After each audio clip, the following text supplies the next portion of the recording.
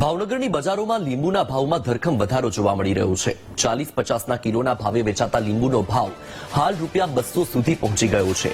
હજુ તો ઉનાળાની શરૂઆત જ છે, ત્યારે ગરમી વધશે તેમ લીંબુના ભાવમાં પણ વધારો જોવા મળશે। જો કે હાલ રમજાન માસ ચાલતો હોય ત્યારે લીંબુની માંગ વધી છે, તો સામે આવક નહિવત રહેવાના કારણે જ લીંબુના ભાવમાં વધારો જોવા મળી રહ્યો છે। ખેડૂતોનું કહેવું છે કે વેપારીઓ ભાવ ખાવા લીંબુના ભાવ વધારે છે, પરંતુ આવક વધતા જ ફરી ભાવ ગગડી જશે।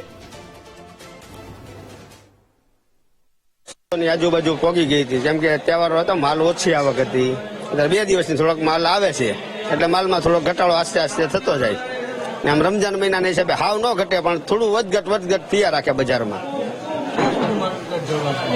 હા, હવે અત્યારે તો રમજાન મહિનો હાલે એટલે બહુ ન ઘટે, પણ પછી આ વાતાવરણ ફરી ગયું 2-3 દિવસ, એટલે થોડીક માલમાં પાછું પડ્યું છે। નકર તો હાલતું જ ₹200 લગીને હાલતી જ હતી સર જમણે। અત્યારે 150, 160, 80 જેવો માલ એવી બજાર છે અત્યારે। ભાવ મળતો નથી।